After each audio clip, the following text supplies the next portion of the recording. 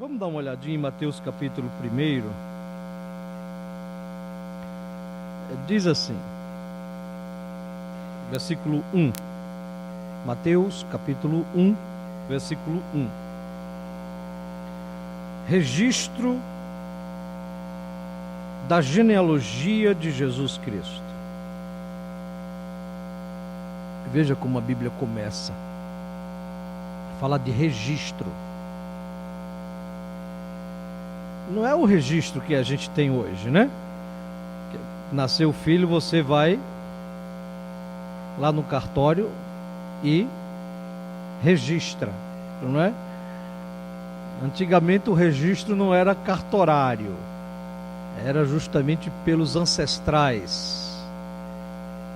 E Lucas está dizendo o seguinte, que Jesus de fato existiu, ele tem um registro. Ele tem um registro dos seus ancestrais. Jesus não foi um conto de carochinha. Jesus não foi um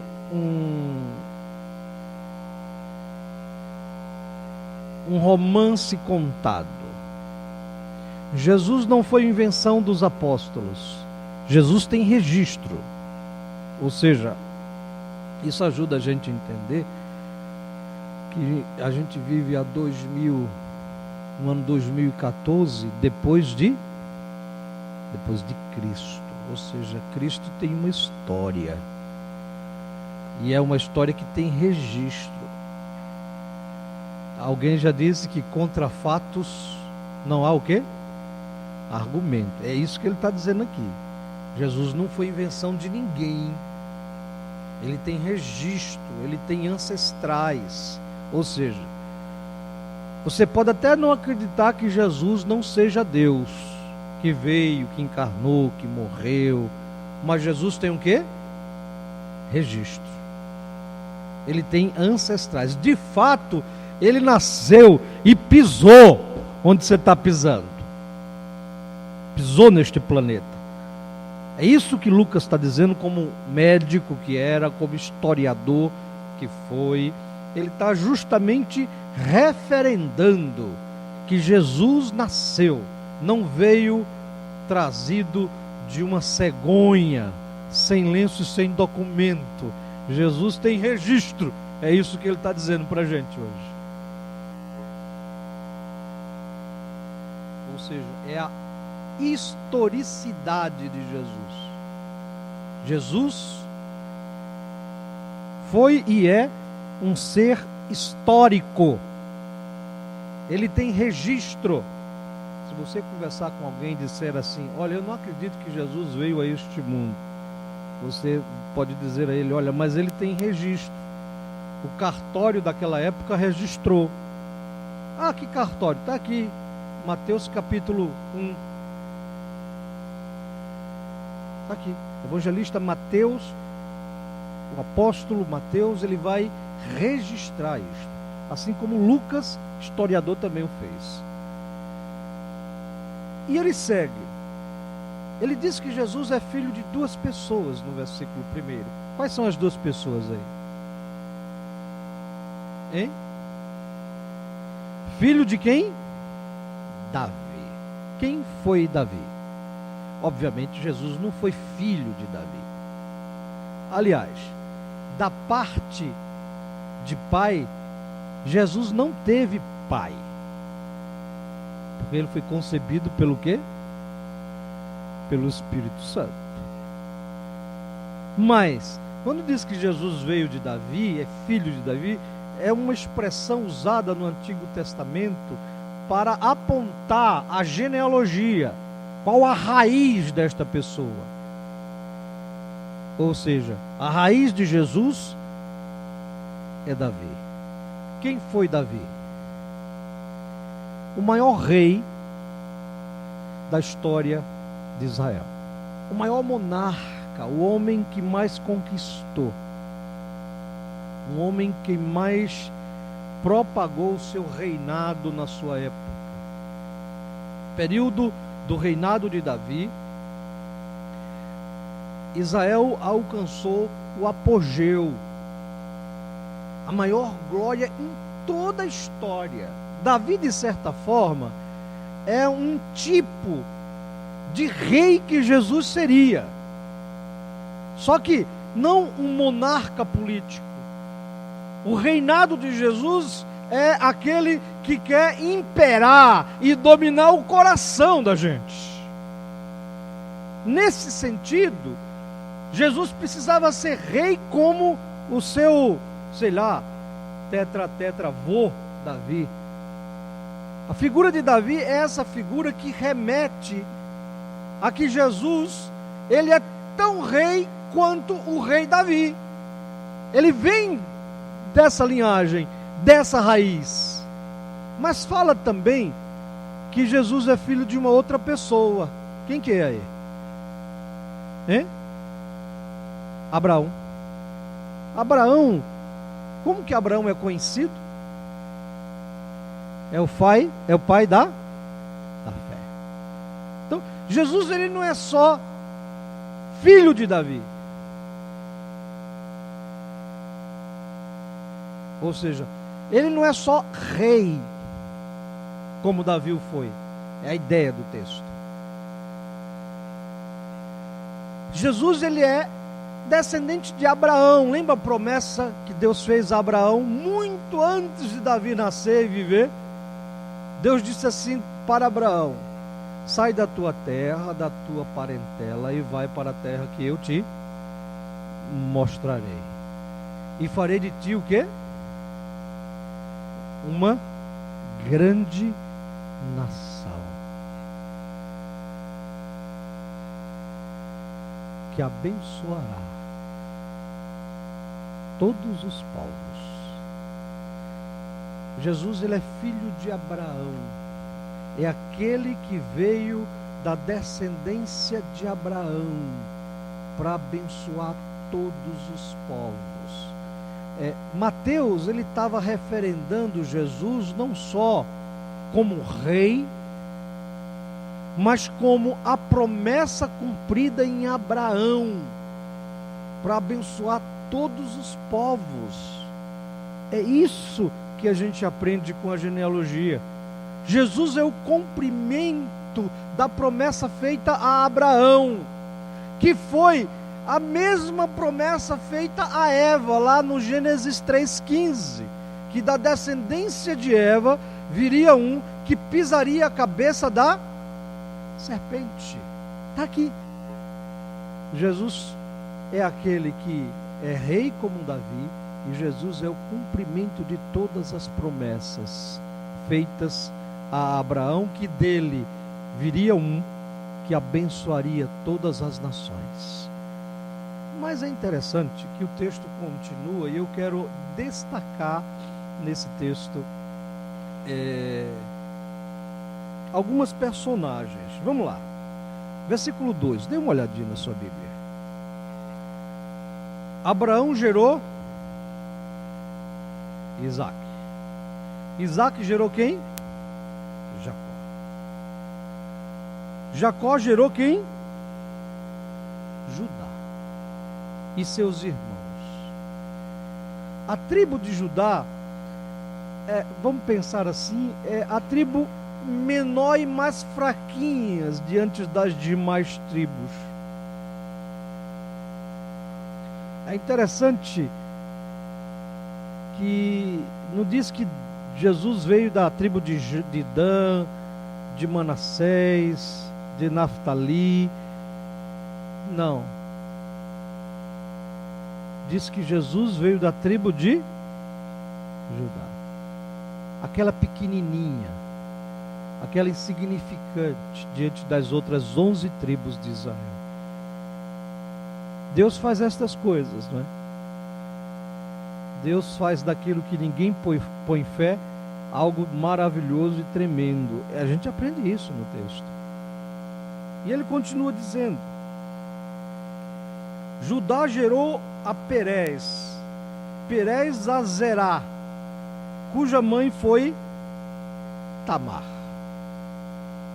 Essa figura aqui é uma figura muito contestada, até mesmo pela sua moral. Mas não é sobre ela que eu quero ressaltar o texto aí. Perez gerou a Esrom, Esrom gerou a Arão, Arão gerou a Aminadab, Aminadab gerou a Nazon,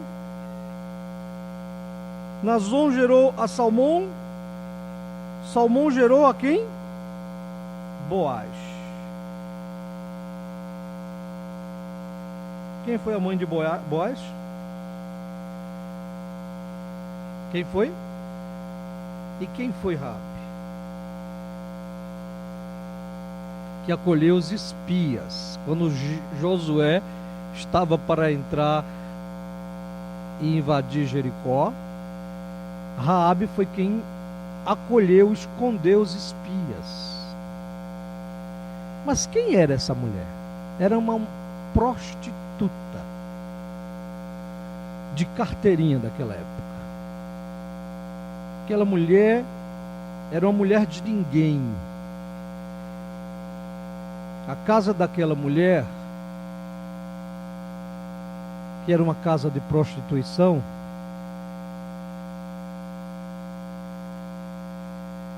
depois que acolheu os espias, que teve fé no Deus dos espias, os espias disseram para que ela colocasse um cordão escarlata, um cordão vermelho sobre a janela. E todos que estivessem dentro da casa dela seriam poupados. Vocês lembram dessa história? E aquela casa que era de prostituição, ela se tornou uma casa de salvação. Todos que estiveram ali dentro, quando Israel invade Jericó, são poupados. E Raabe,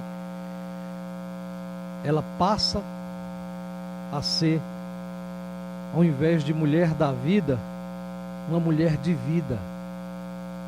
Porque ela e os seus são poupados, e ela casa com um judeu chamado Salmão. Não é o salmão que você come aí, gostoso e tal. É salmão, o nome do camarada. Esse camarada aqui, a Bíblia fala pouco dele. Talvez tenha 1 ou 2 textos só. Salmão casa com Raabe, e Salmão lhe dá nome, lhe dá sustento, lhe dá dignidade, respeito, consideração. E lhe dá, sabe o que? A bênção de ser ancestral do Filho de Deus.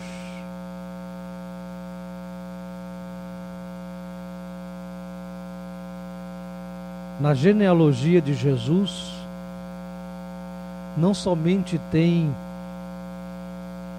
o rei Davi, o pai da fé Abraão, mas tem uma ex-prostituta chamada Raabe.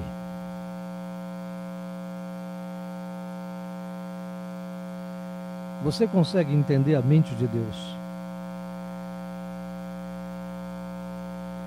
Você escolheria um ancestral para ser mãe do seu filho como Raabe, uma ex-prostituta? Aliás, há muita dificuldade quando prostituta se converte.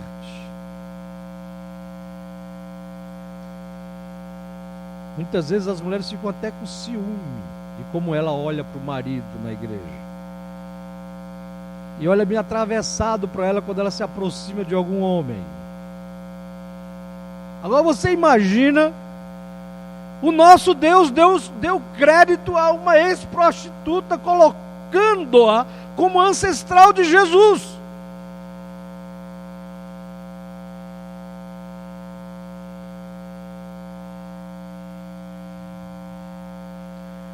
Mas é interessante que nessa lista aqui da genealogia, não só tem Raabe. Vamos dar uma continuada na leitura. Quando diz assim: Salmão gerou Boaz, cuja mãe foi quem? Foi Raabe. Boaz gerou quem? Obed, cuja mã foi quem? Quem foi Ruth? Ruth era uma moabita. Volta e folheia as páginas do Antigo Testamento e vê o que esse povo, os moabitas, fizeram contra o povo de Deus. Vê nas páginas do Antigo Testamento o quanto que os moabitas foram pedra no sapato na vida do povo de Deus. O mal que os moabitas causaram para o povo de Deus.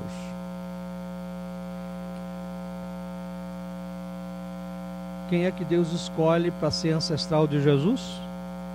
Uma moabita. Vocês conhecem a história de Ruth? Não conhece? Ela casa com um judeu, seu marido morre, bem como acho que os irmãos dele também. E Ruth chega para a sogra dela e diz assim: o teu Deus será o quê? O meu Deus. Para onde tu fores, irei eu. E aí a sogra de Ruth a leva de volta, ou melhor, a leva para a Palestina, para o meio do povo de Deus. E ela encontra com quem lá? Com Boaz. E vocês conhecem a história. Questão dos trigos lá, não é verdade? Das colheitas e etc, etc, etc.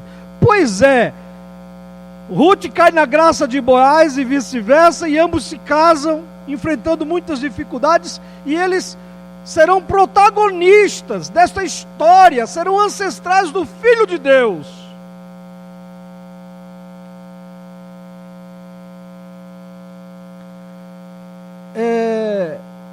Será que é importante a genealogia?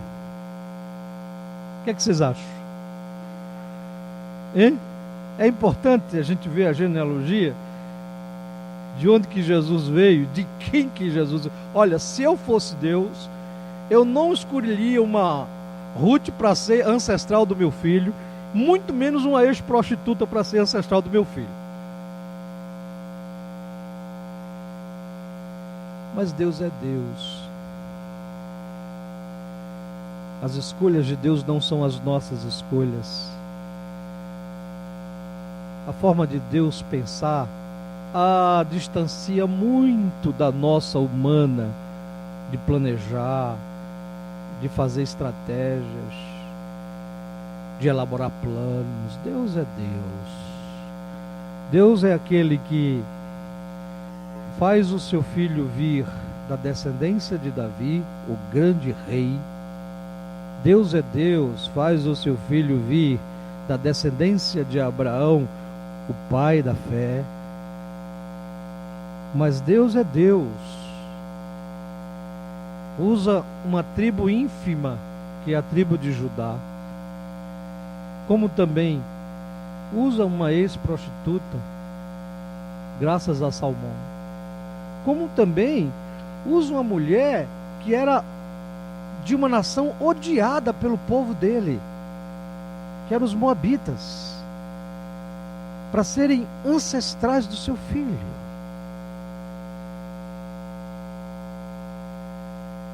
O Natal de Jesus é uma forma de ver como que Deus, Ele governa a história, como que Deus, Ele é Senhor e soberano na história, não só de Davi, não só de Abraão, não só da tribo de Judá, não só de uma ex-prostituta, não só de uma mulher descendente de um povo que era odiado pelos israelitas, Mas Deus é Deus, Ele não somente conduz a história do Filho dEle, mas Ele conduz a minha história e a sua história, não importando o problema, a dificuldade, a adversidade, o percalço que nós encontramos.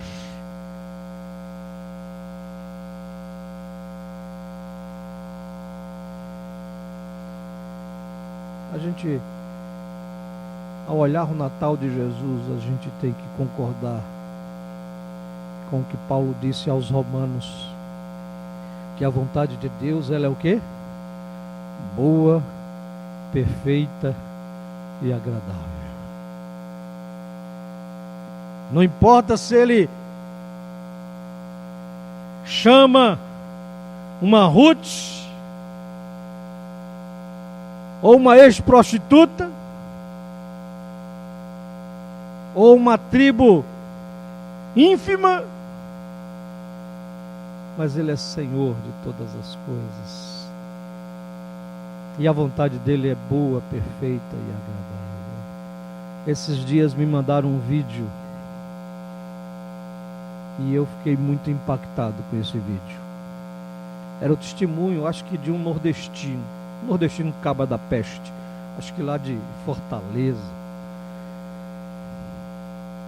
E era um pai que estava com uma criancinha pequena, não lembro qual a idade daquela criança, mas acho que não era, a criança não andava ainda, era uma criança de peito, de colo. E ele contava que foi muito difícil para a esposa engravidar, porque ela tinha um câncer na cabeça. E esse câncer na cabeça causou-lhe muitas dificuldades, mas ela conseguiu engravidar. E ela conseguiu ter uma boa gestação, apesar das muitas dificuldades.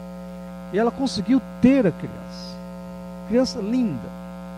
E ele olhava para aquela criança e dizia que a vontade de Deus era boa, perfeita e agradável.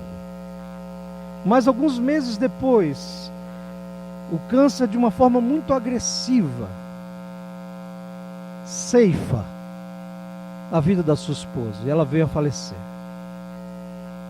E no testemunho desse vídeo ele dizia o seguinte, que a vontade de Deus é boa, perfeita e agradável, não somente por Deus ter lhe dado um filho, mas a vontade de Deus é boa, perfeita e agradável por Deus ter levado a sua esposa também.